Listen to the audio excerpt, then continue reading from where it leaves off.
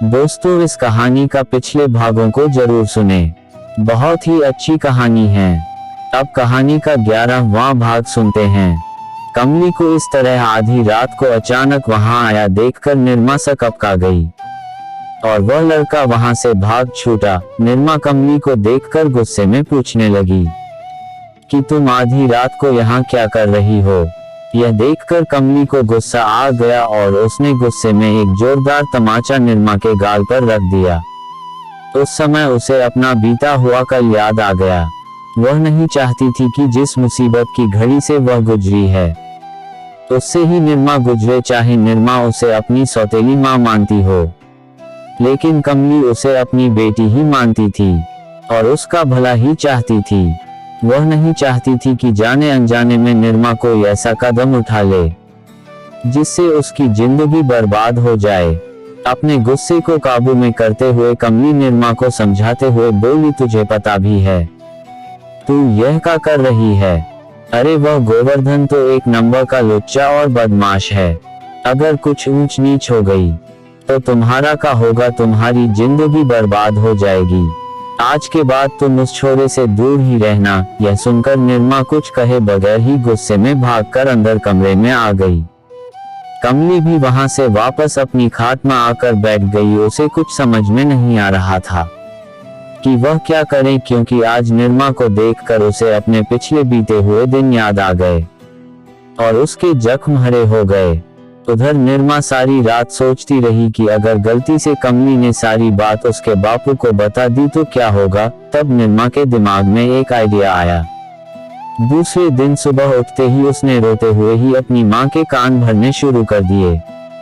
उसने अपनी माँ से कहा कि जब मैं आधी रात को पेशाब करने के लिए कमरे से बाहर गई थी तो वहां गाय भैंसों के तबेले में मैंने कमली माँ को एक आदमी के साथ गले मिलते हुए देखा था। जब मैंने कमली माँ को आवाज लगाई तो कमली माँ ने उस आदमी को भगा दिया। अंधेरे में मैं उस आदमी का चेहरा नहीं देख पाई।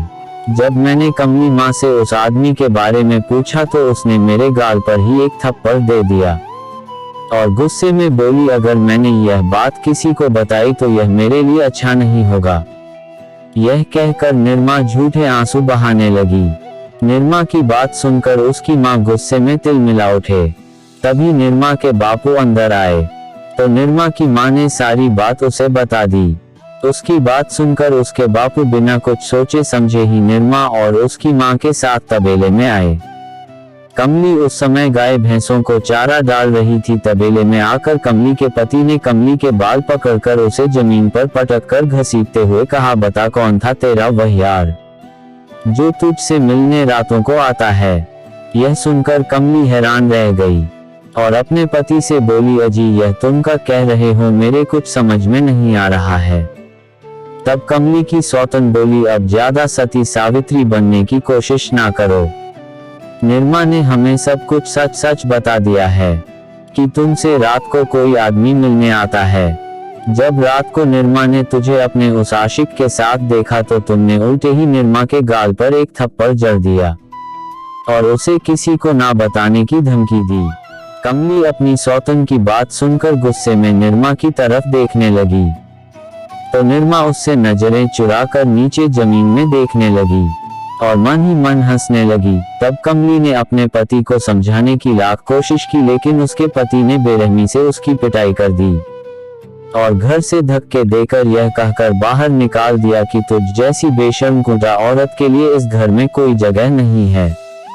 कमली काफी रोई गिड़गिड़ा आई, लेकिन उसके पति और उसकी सौतन ने उसकी एक न सुनी। उसकी सौतन उसे गाली देते हुए बोली, तुझ जैसी कुंटा को घर में रखकर हमें अपनी नाक थोड़ी ना कटानी है। हमारे भी जवान बेटी है, कल उसका विवाह करना है। तुम जैसी कुंटा की वजह से हमारी बेटी का विवाह में कोई परेशानी आए, यह मैं होने नहीं देना चाहती। कमली ने काफी मिन्नतें की, काफी गिड़गिड़ा आए, अपने पति के पैर पड़ी, लेकिन उसकी पुकार वहां किसी ने नहीं सुनी और उसे धक्के देकर घर से बाहर निकाल दिया। कमली को नहीं पता था कि उसके निर्मा के गाल पर थप्पड़ जड़ने का अंजाम यह होगा।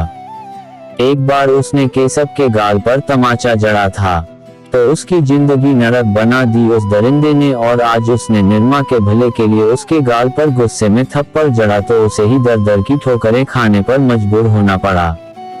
कमली के कुछ समझ में नहीं आ रहा था कि वह क्या करें।